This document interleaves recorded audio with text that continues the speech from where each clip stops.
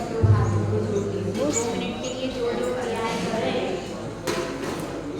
जो क्रियाएं कर रहे हैं 2 मिनट के लिए उन क्रियाओं को रोक दीजिए। समय हो चुका है।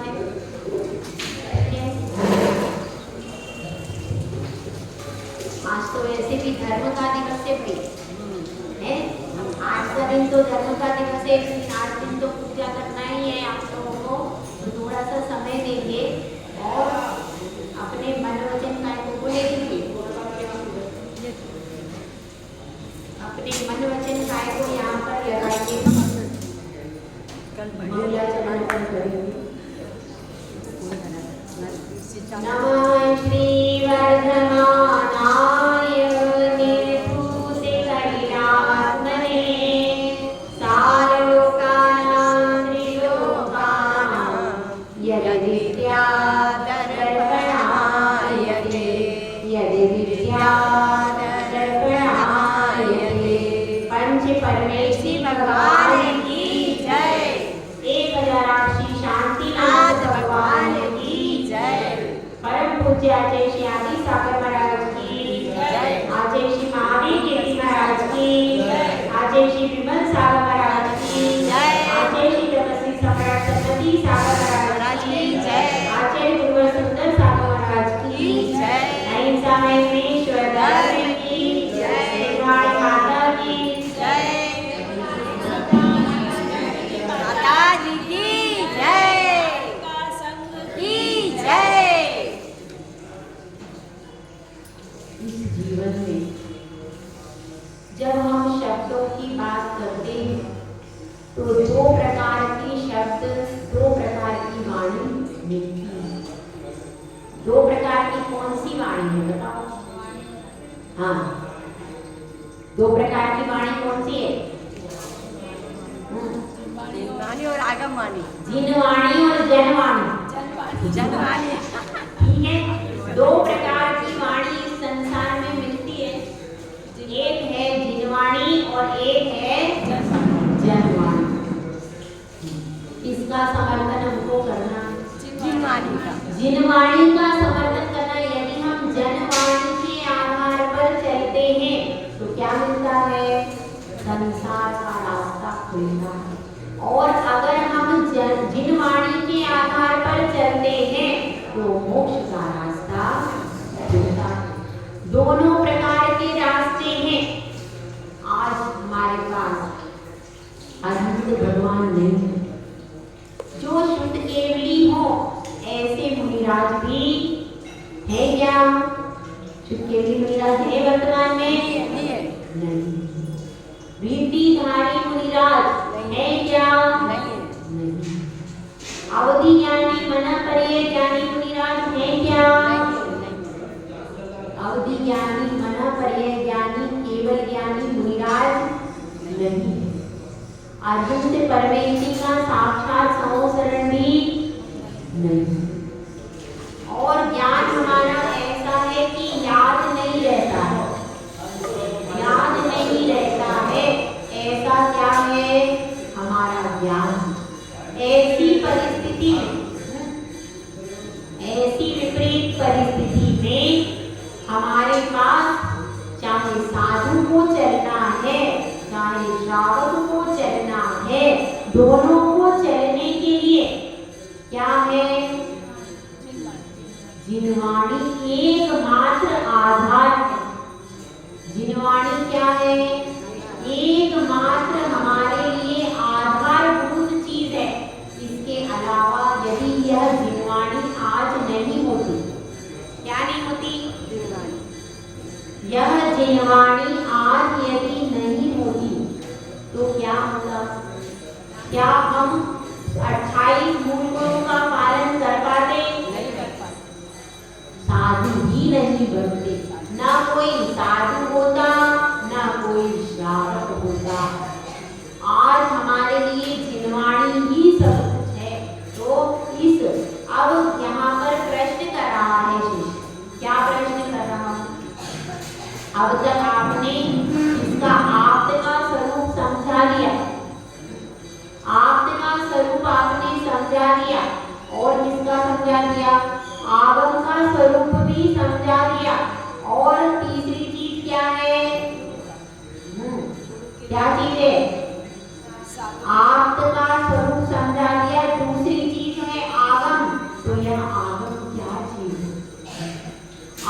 क्या चीज है? आपने कहा था आप तो पज्ञ, क्या कहा था? आप तागम तपोव्रता। आगम का स्वरूप क्या है और आगम क्या वस्तु है? देव के बारे में हम सब स्वरूप तो समझ गए, क्या समझे? वीतरागी, सर्वज्ञ और हितोपदेशी जो हैं वे कैसे हैं? हमारे लिए आचरण करने में प्रमुख हैं और हमारे लिए चरणारियों का मुख्य आधार है। कौन? इसके बाद क्या आधारभूत है? आगम आधारभूत है, यानी आराती आचार्यों से जो गमन करता आ रहा है।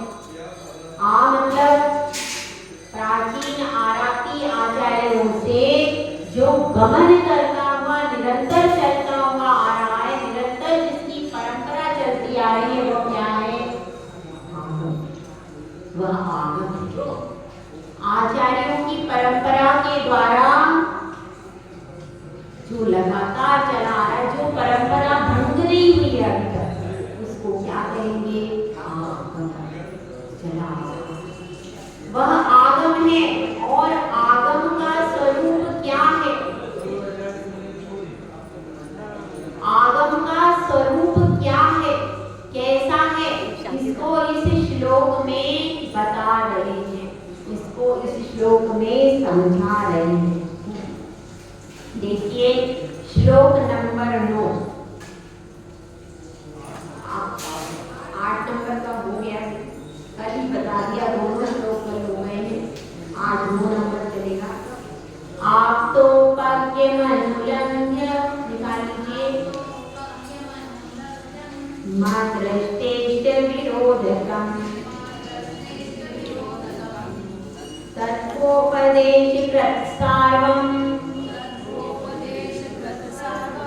शास्त्रं कापतिघट्टनम्। सच्चा शास्त्र कैसा होता है इसको समझा रहे हैं। पहला शब्द देखिए, आप तो पज्ञ मनुलंघ्य। आप तो पज्ञ मतलब भगवान के द्वारा, भगवान के द्वारा कहा गया है, उनके द्वारा जो जाना गया है और कहा गया, उसको क्या कहेंगे? आप तो पज्ञ और मनुलंघ्य। पहली विशेषता क्या है हमारे शास्त्रों की? वो जनवाणी नहीं है। कोई भी आकर के कुछ भी कह दे तो हमारा शास्त्र नहीं का लिखा जाएगा। कोई भी आचार्य भी लिख दे तो नहीं, आचार्य के द्वारा लिखा हुआ शास्त्र भी है, वो कब मान्य है? जब वह अनंत भगवान की वाणी से मिलता है तब मान्य है। यदि किसी आचार्य ने ऐसा शास्त्र लिख दिया जो परंपरा की पुरानी परंपरा, आचार्यों की परंपरा जो चली आ रही है, उस आचार्य परंपरा का समर्थन नहीं करता है, ऐसा अगर आज कोई आचार्य शास्त्र लिख दे जो प्राचीन आचार्यों की जो बातें कही हैं उसका समर्थन नहीं करता है, तो हमारे लिए मान्य नहीं है। ध्यान रखना, प्राचीन जो परंपरा, इसीलिए कहा है आगम, जो गमन करती आ रही है निरंतर, उसी परंपरा का अनुसरण करेंगे। कब तक करेंगे? पंचम काल के अंत तक। जो परंपरा अनंत भगवान ने जो कहा है, जो अनंत भगवान की वाणी है, वह पूरी, मतलब कैसे परंपरा चलती है थोड़ा सा अपन देख ले। अनंत देव, उसके बाद किसके मुख से कहती है? गणधर देवों के, गणधर देवों के मुख से कीर्ति है। उसके बाद प्रति गणधर देव, उसके बाद फिर आचार्य, और मतलब यह पूरी परंपरा लाइन से होना चाहिए। ऐसा कोई गणधर भी वही कहते हैं जो अनंत भगवान ने कहा है। क्या कहते हैं? जो अनंत भगवान ने कहा है उसी को गणधर विस्तारित कर सकते हैं, पर अपना मत नहीं मिला सकते। जब गणधर परमेष्ठी जो कि 63 रिद्धिधारी है, जब उनके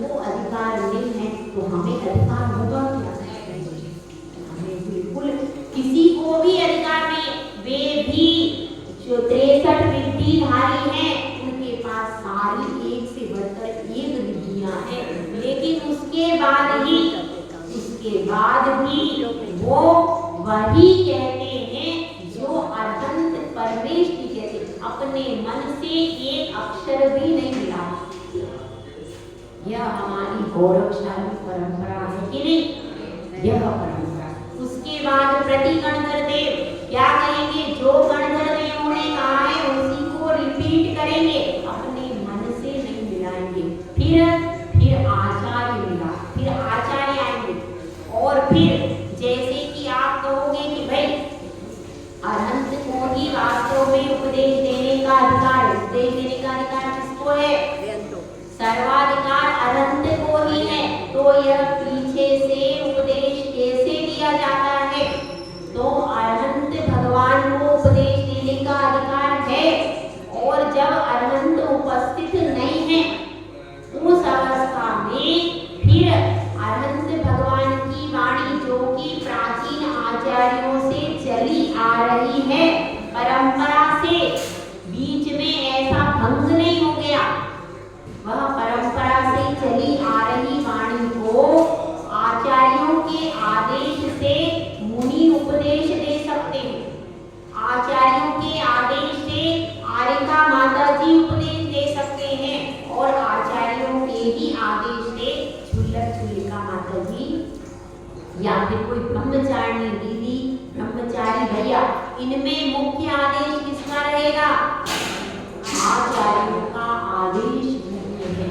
जो गुरु आज्ञा में नहीं है उनके वचनों पे प्रमाणभूत नहीं मानना चाहिए। क्यों?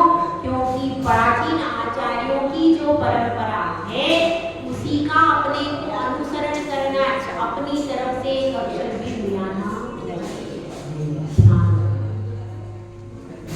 अब यहाँ पर यही बता रहे हैं, इतने बड़े समंतभद्र आचार्य, तार्किक चूड़ामणि, इतने विद्वान, तब भी कह रहे हैं शास्त्र तो वही है जो आपके द्वारा कहा गया हो। आप तो पज्ञ मनुलंघ, क्या बात कही है? आप तो पज्ञम और अनुलंघ्य। अनुलंघ्य का अर्थ क्या होता है? उल्लंघन करना। जैसे पहले देहरी होती थी ऊंची सी, जब उतरते थे तो उल्लंघन करते थे। एक बार कोई स्त्री देहरी का उल्लंघन कर गई, मतलब अपने माता पिता से, अपने सास ससुर से, अपने पति से बिना पूछे कहीं चली गई, तो उसको क्या मानते थे? देहरी का इसने मर्यादा का उल्लंघन ऐसा माना जाता है। तो देहरी का उल्लंघन कर देते थे तो उसके बाद उसका सम्मान, उसका विश्वास सब कुछ नष्ट हो जाता था। दूसरी बार भले ही वो बाद में घर में दोबारा आ जाती थी, परंतु उसका विश्वास अब कोई, भले ही वो जिंदगी भर रह जाएगी। क्योंकि देखिए एक चीज जिंदगी में ऐसी होती है जो जीवन में सिर्फ एक बार होती है, दूसरी बार कभी नहीं। क्या है? विश्वास। विश्वास ऐसी चीज है, एक बार टूट जाती है, दूसरी बार आप कितना भी प्रयास करो, दूसरी बार समझौता होता है, विश्वास कभी नहीं। इसीलिए पहली बार जब उल्लंघन करके चला गया कोई, उसके बाद वह पूरी जिंदगी भी रहेगा, तो भी आपके हृदय में, भले ही आप व्यवहार ऊपर से सेम कर रहे हो, लेकिन अंदर में तो वह विश्वास का धागा टूट। यहाँ पर बात चल रही है, हमारे पास भी मर्यादा है। क्या मर्यादा है? धर्म की भी एक मर्यादा होती है, एक घर की मर्यादा होती है, इसी तरह से धर्म की भी मर्यादा होती है। धर्म की मर्यादा किस प्रकार से है? धर्म की मर्यादा इस प्रकार से है कि आपको शास्त्र के अनुसार ही बोलना है, और जितने भी आचार्यों को शास्त्र लिखना है तो यह ध्यान रखना है पहले क्या कहा गया है, उनकी स्मरण शक्ति होना चाहिए। स्मरण शक्ति नहीं है तो एक गाथा लिख रहे हैं, उसका संदर्भ में जितने भी शास्त्र पूर्व में लिखे गए हैं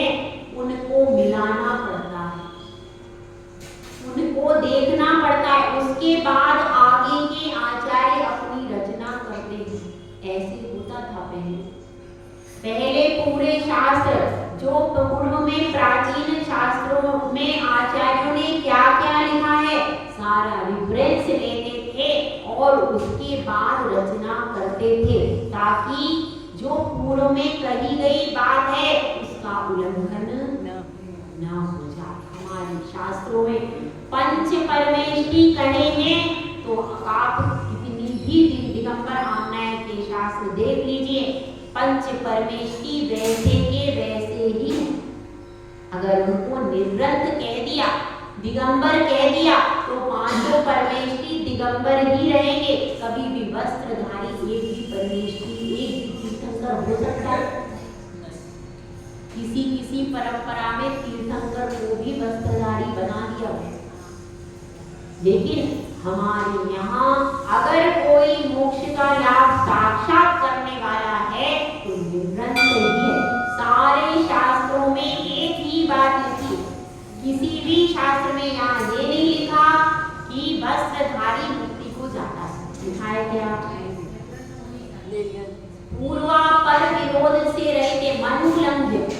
मनुलंघ्य मतलब एक बार एक कोई बात कही गई आगम में, भले ही वो किसी दूसरे आचार्य ने कही है, लेकिन सब आचार्य वही कहेंगे जो जिनेंद्र भगवान ने कहा है। जो जिनेंद्र भगवान ने नहीं कहा है एक भी आचार्य उसको कहे नहीं। इसीलिए कह रहे उसका उल्लंघन नहीं करती है वही जिनवाणी। यदि पूर्व के आचार्यों की बातों का, अनंत भगवान के शास्त्रों का, प्राचीन शास्त्रों का उल्लंघन कर रही है तो वह जिनवाणी नहीं है, जनवाणी। अब यहाँ पर कह रहे हैं दोनों विशेषण समझ में आ गए। अब तीसरा विशेषण, पहला था आपके अनुसार कहा गया अथवा परंपरा से चला आया। दूसरी चीज क्या है? उल्लंघन नहीं होना चाहिए। एक जगह शास्त्र में लिखा है रात्रि भोजन करने से पाप लगता है, तो सब शास्त्रों में यही लिखा मिलेगा रात्रि भोजन से पाप। कहीं ऐसा नहीं हो जाएगा कि भाई चातुर्मास में छोड़ दो बाकी दिन में कर लो। ऐसा अन्य वेदों में आता है कि चातुर्मास में त्याग करना चाहिए और बाकी दिनों में नहीं करो तो भी चलेगा, लेकिन हमारे शास्त्रों में एक बार जो बात कह दी वह पूरी वही परंपरा से चलती रही तो सत्य है, और अगर बीच में उल्लंघन हो गया तो वह सत्य नहीं। पंचम काल के अंत तक साधु रहेंगे, जिन धर्म रहेगा। यह बात कहाँ आई है? आदिनाथ पुराण में ही आ गई, पूरे प्राचीन आचार्यों के संग आ गई। अगर किसी शास्त्र में यह लिखा है पंचम काल में मुनि नहीं है तो वह जनवाणी है, जिनवाणी नहीं। समझ गए? और क्या लिखा है? मां दृष्टेष्ट विरोध का और अनुलंघन, अनुलंघन नहीं करती है। और आदृष्ट, आदृष्ट का अर्थ है जिसको हमने देखा नहीं, वो क्या हो गया?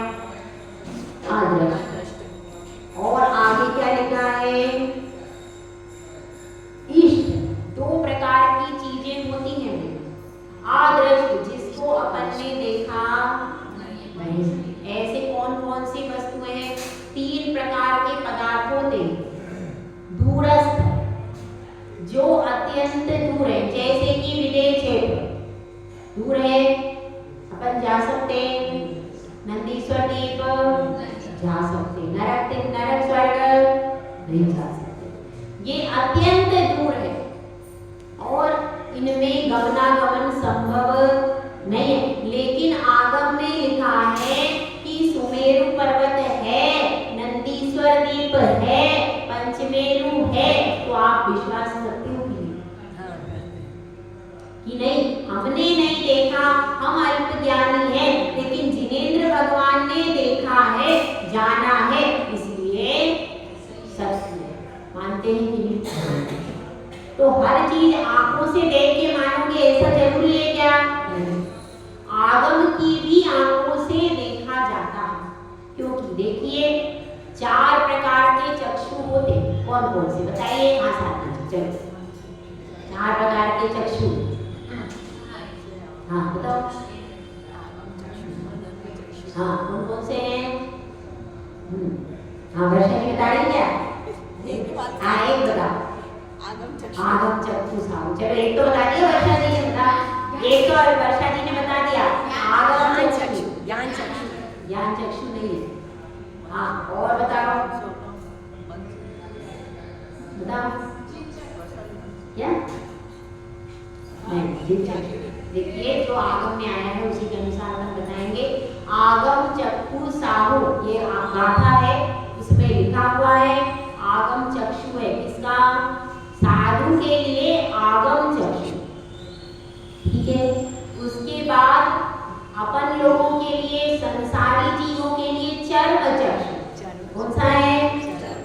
चर्म चक्षु, यानी जो बाहर से जिससे दिखाई दे रहा वो क्या है? चर्म चक्षु। तीसरा है देवों के लिए, नारकियों के लिए अवधि चक्षु, अवधि चक्षु, अवधि चक्षु, अवधि ज्ञान से जानते हैं, अवधि चक्षु लिख लिया।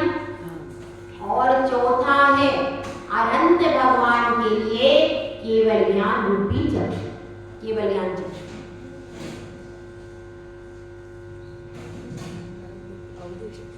अवधि ज्ञान चक्षु या अवधि चक्षु, और उनका है केवल ज्ञान चक्षु।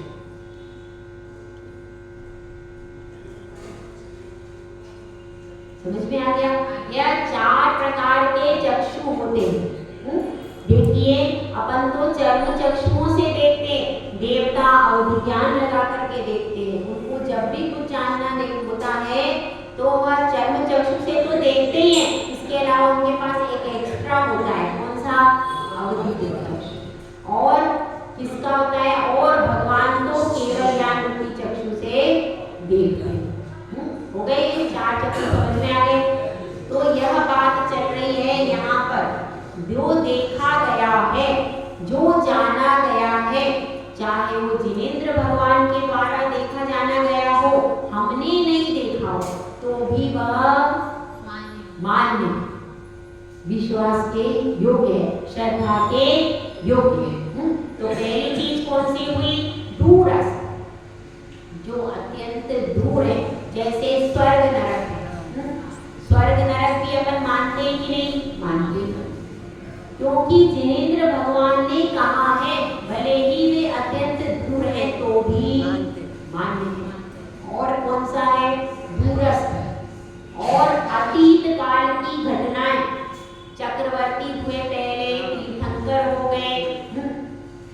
अब कुछ लोग कहते हैं पहले क्या हुआ हमें क्या पता, पहले क्या हुआ, पहले की चीजों को अपन नहीं जानते हैं।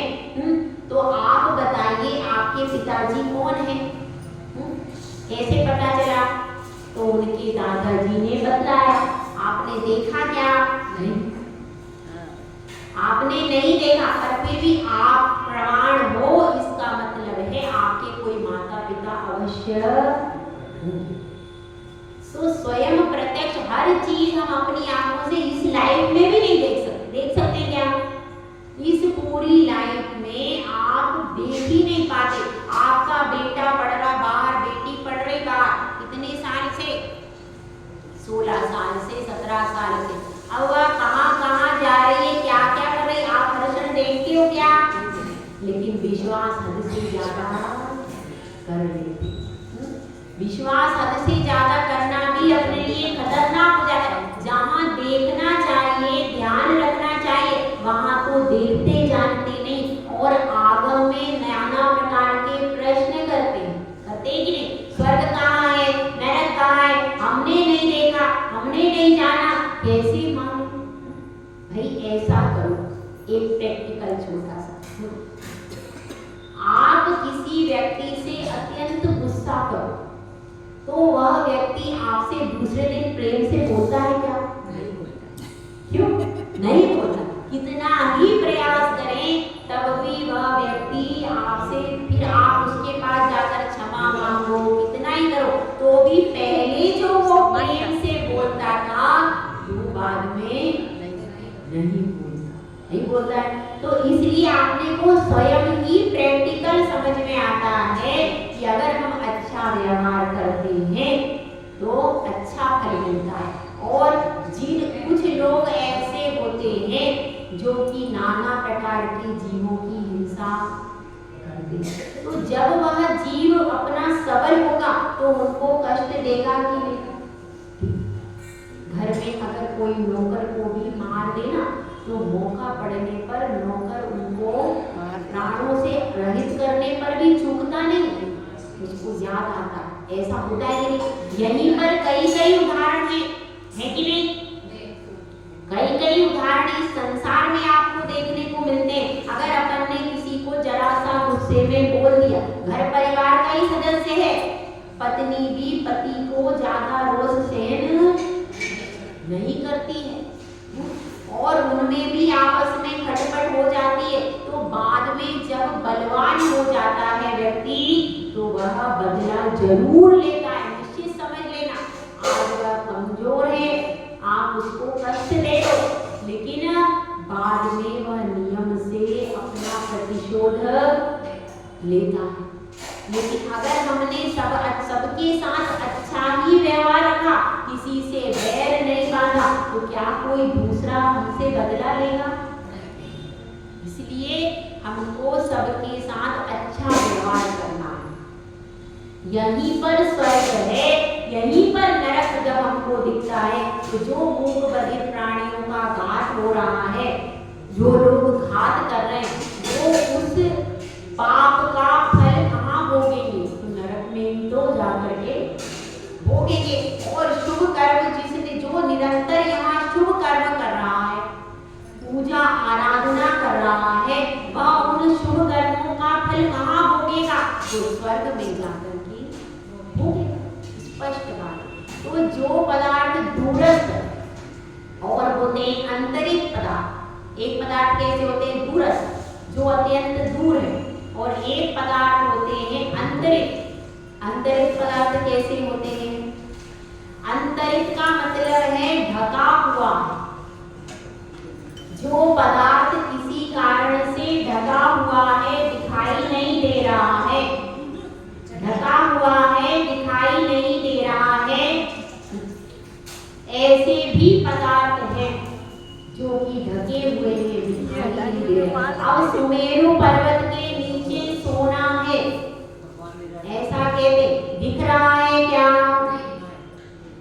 ढके हुए भी बहुत से पदार्थ हैं। समुद्र के नीचे रतन है, दिख रहे क्या? लेकिन आगम में ऐसी बहुत सी चीजें आई हैं जो सामने प्रकट नहीं है, फिर भी अपन उनका विश्वास करते।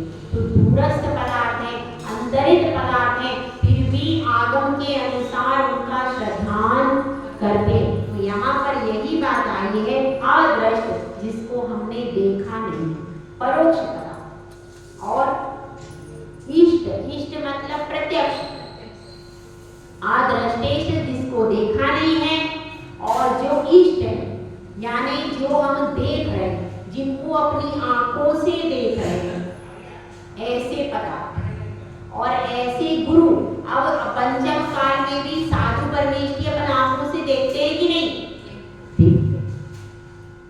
तो जो प्रत्यक्ष है और जो परोक्ष है, दो प्रकार के प्रमाण मान्य होते हैं, एक प्रत्यक्ष और एक परोक्ष।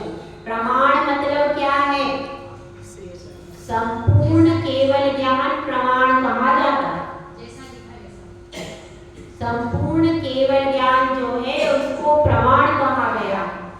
तो जो केवल ज्ञान है वह प्रमाणभूत है, और परोक्ष प्रमाण भी मान्य है, और प्रत्यक्ष प्रमाण भी मान्य है कि नहीं?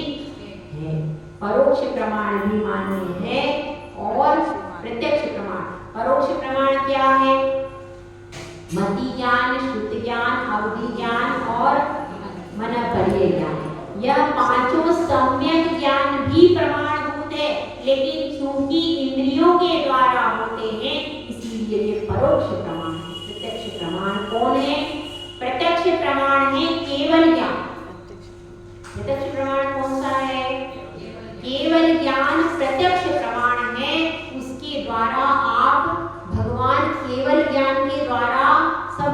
प्रत्यक्ष जान करके फिर बोलते, तो वह प्रत्यक्ष प्रमाण।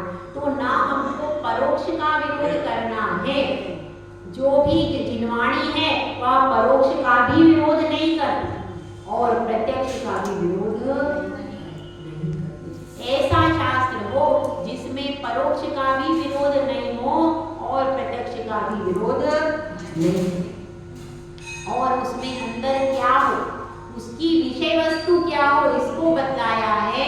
तत्वोपदेशम कृत सार्वम। सार्वम का अर्थ है सबके उपकार के लिए। तत्व का उपदेश, तत्व बताए थे कितने होते हैं तत्व? सात तत्व होते हैं। कितने? सात तत्व कौन कौन से होते हैं? जीव पुद्गल आकाश, जीव धर्म अधर्म आकाश पुद्गल और काल में। नहीं बंध संवर, जीव पुद्गल आश्रव बंध संवर निद्रा मोक्ष। जीव अजीव आश्रव बंध संवर निद्रा मोक्ष, ये क्या है? सात तत्व है। और आप जो बता रहे थे जीव पुद्गल धर्म अधर्म आकाश और काल, छह द्रव्य, और इनमें से कान को हटा दिया जाए तो वे पंचास्तिकाय कहलाते हैं। यहाँ पर बात चल रही है तत्वोपदेशम, तत्व का उपदेश, और तत्व का उपदेश कृत सार्वम, सबका कल्याण करने वाला है। और विशेषता चौथी बताई है, शास्त्रम कापत घटनम। कापत यानी मिथ्यात्मक, कापत का अर्थ क्या हुआ? मिथ्या मत का प्रतिपादन करने वाले जो शास्त्र हैं, कापत घटनम यानी उनका निषेध करने वाला है, उनका निराकरण करने वाला। चार प्रकार की कथा होती है, कौन कौन सी?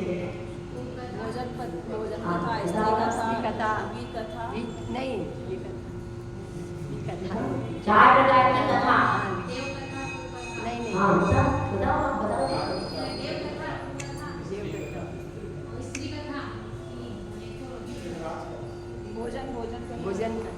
भोजन कथा, राज कथा, चोर कथा, स्त्री कथा और भोजन कथा, ठीक है? ये चार प्रकार की कथा होती। एकदम गलत चार प्रकार की ये विकथा है, कथा नहीं है। इनका नाम क्या है? ये विकथा है।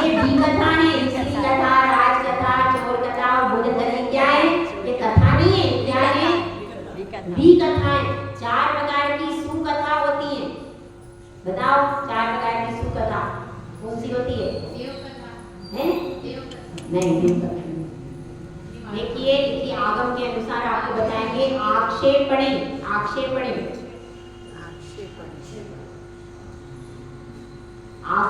कथा। आक्षेपणी कथा क्या होती है? जिसमें स्वमत की बात रखी जाती है, इसको कहते हैं आक्षेपणी कथा।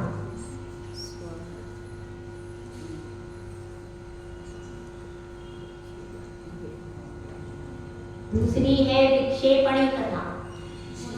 विक्षेपणी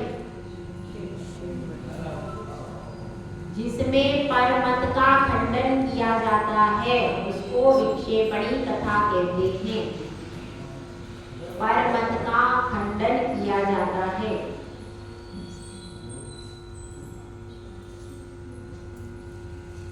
परमत का खंडन किया जाता है, इसको क्या कहते हैं? विक्षेपणी कथा। दूसरी है, तीसरी है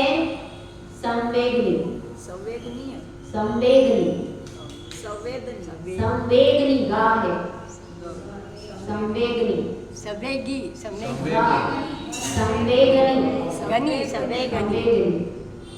संवेगनी कथा का अर्थ यह है, संसार शरीर और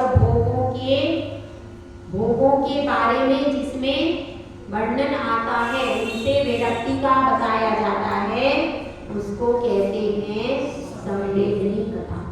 संसार का भय,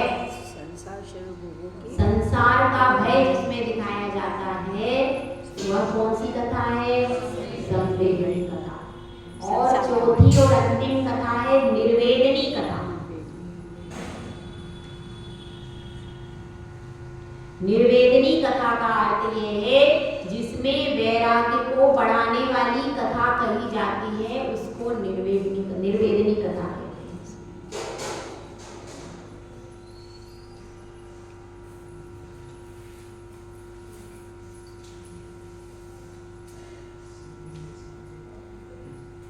समझ में आ गई? 4 प्रकार की कथा होती है, आक्षेपणी कथा, विक्षेपणी कथा, संवेदनी और निर्वेदनी।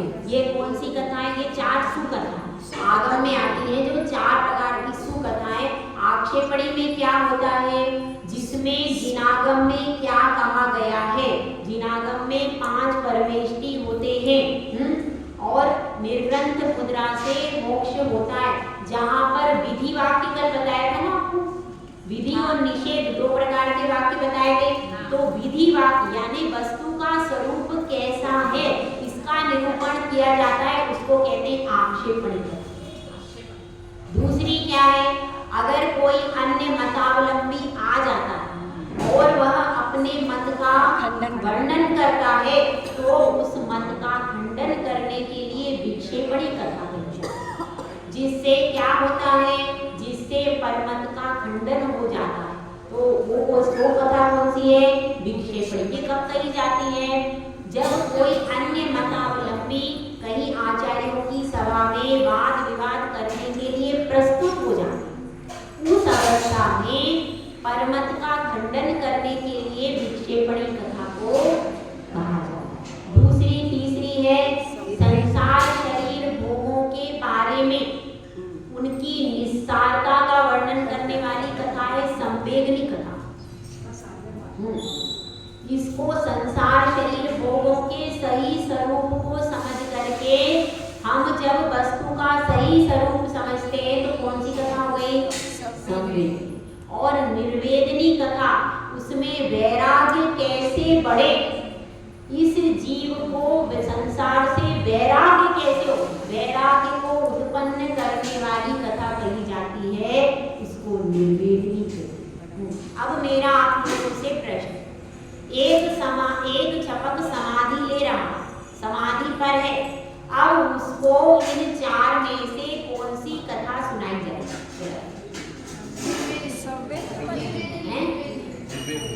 कौन सी सुनाई जाएगी? 4 लास्ट वाली संवेदनी। कौन सी सुनाई जाएगी? लास्ट वाली एक सुनाई जाएगी निर्वेदनी। देखिए, छपक की क्वालिटी के हिसाब से दिया जाए, बच्चा जैसा है भोजन वैसा ही कराया जाता है। यदि बच्चा आपका कैसा दुबला पतला है, संसार का बच्चा अगर दुबला पतला है, उसको बी की कमी है, कौन सी कमी की? विटामिन की, बी की कमी है। अब आपको उसको गाय का दूध दही पर्याप्त मात्रा में देना पड़ेगा, क्यों? विटामिन बी बढ़ेगा। और यदि उसको विटामिन सी की कमी है तो संतरा नींबू आदि खट्टे पदार्थ देने पड़ेंगे।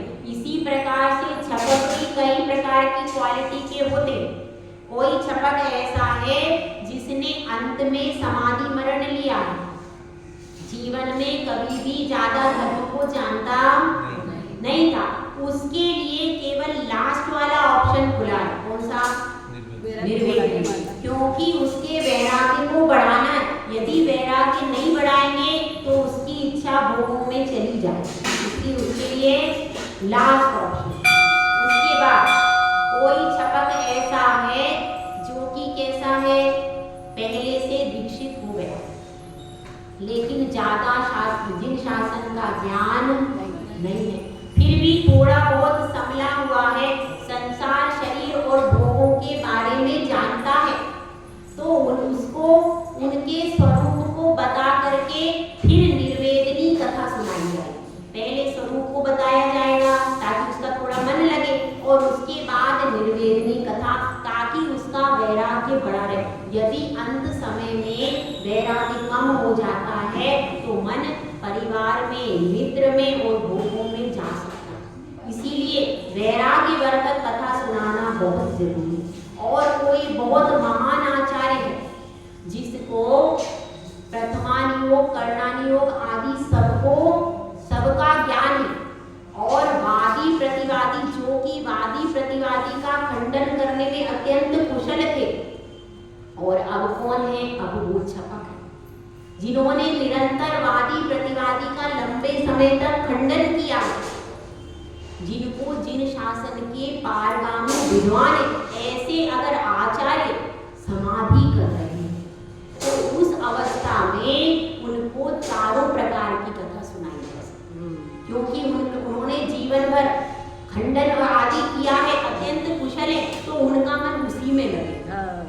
जो जिसके लिए इष्ट है और जीवन भर जिन जिन शास्त्रों का अध्ययन व्यवस्थित किया हुआ है, जिन शास्त्रों का प्रिय है, इसलिए जो छपक की समाधि करवा रहा हो उसको ये पता होना चाहिए कि इस छपक को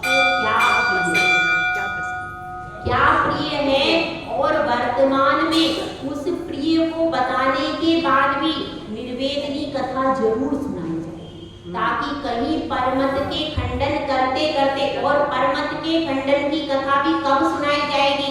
जब उस छपक ने अंत समय में नहीं, जब चारों प्रकार का आहार पानी का त्याग किया तब नहीं, उसके पहले अगर उसने 12 वर्ष की समाधि ली है तो उसमें पहले जब वह चारों प्रकार का आहार पानी का त्याग करता है उस समय तो निर्वेदनी कथा ही मुख्य है उसके बाद फिर अगर थोड़ा बहुत उस समय फिर विक्षेपणी कथा नहीं सुनाई जाएगी, क्योंकि कदाचित देखिए बड़े बड़े महान आचार्य भी जब समाधि का समय आता है तो नमोकार मंत्र भी स्मरण में नहीं रहता। क्यों? क्योंकि शरीर शिथिल पड़ता है, मस्तिष्क भी शिथिल पड़ जाता है। समस्या ये भी तो शरीर का हिस्सा है। जब शरीर शिथिल पड़ता है बुद्धि भी शिथिल होती है। इसीलिए आचार्य परमेष्ठी उपवास का मना करते।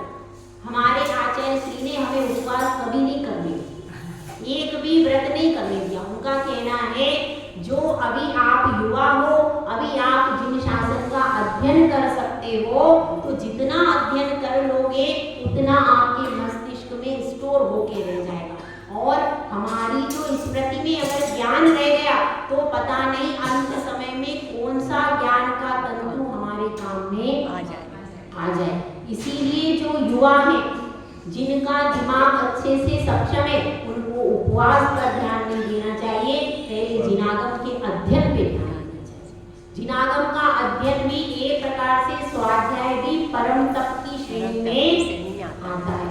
इसलिए अब वह अध्ययन जो है, अब अध्ययन दूसरे का उपकार करे या ना करे, हम आपके उपकार के लिए यह नहीं करते।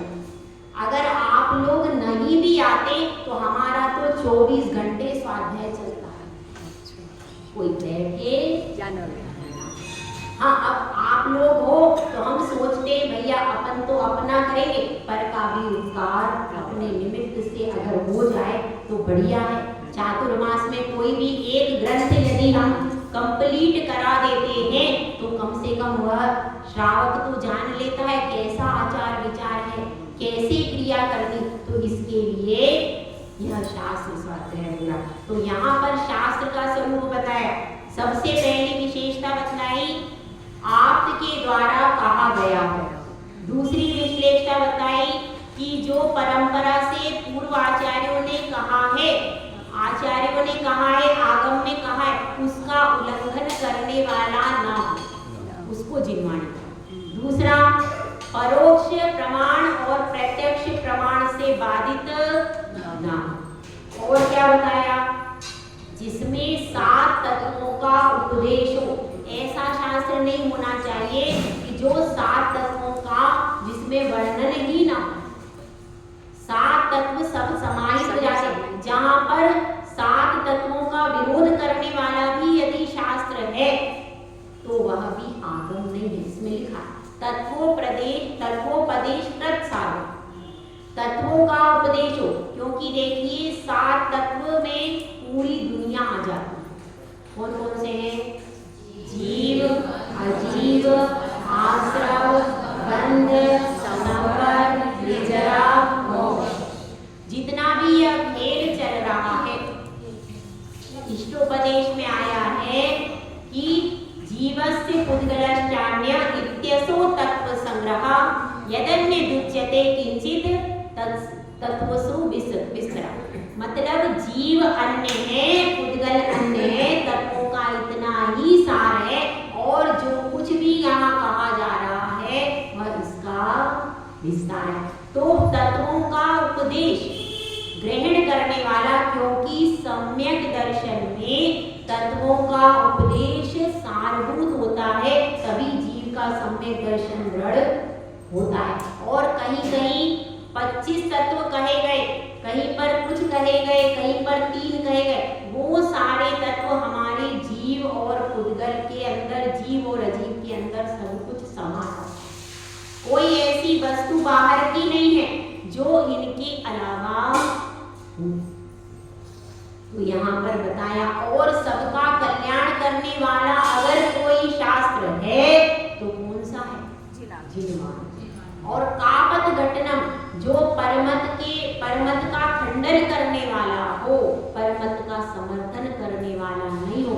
ऐसा नहीं हो कि कहीं आप किसी शास्त्र में आ जाए रागी द्वेषी देव, जो देवी देवता है, रागी द्वेषी देवी देवता ही भगवान है, उन्हीं की अर्चना करो। यदि यह आता है तो यह मिथ्या शास्त्र है, पर नहीं। ये जिन शासन रक्षक देवी देवता है, इनका सम्मान तो अनुकरणीय है, लेकिन जो अन्य मतावलंबी देवी देवता हैं, उन अन्य मतावलंबी देवी देवता को मान्यता नहीं हो सकती। उसका विरोध करने वाला हमारा शास्त्र होना चाहिए। तो इस तरह से आज आपने क्या सीखा? आगम किसे कहते हैं। इसीलिए जब भी पढ़ो तो उस शास्त्र को पढ़ो जिसमें संस्कृत का, प्राकृत का श्लोक, जिन शास्त्रों में संस्कृत प्राकृत का कोई भी श्लोक नहीं है, उन शास्त्रों को पढ़ लो, पर उनको आधारभूत मत मानो। ध्यान रखो, अगर संस्कृत प्राकृत का श्लोक लिख के नीचे हिंदी में उनसे मिलता हुआ वक्तव्य नहीं है तो वह मान्य नहीं। इसीलिए इसमें हम एक एक शब्द का आपको अर्थ करके बतला रहे कि इसमें, ताकि आप कभी भी भटको। ठीक है, तो अपनी संसार की भटकन को कम करना है तो जनवाणी को नहीं, जिनवाणी को आधार बना करके अपने जीवन का उद्धार करें। जय बोला जय सुंदर सा महाराज की जय, दादाजी की जय, मिथ्या तमनाश वे को ज्ञान के प्रकाश वे को आपा परवा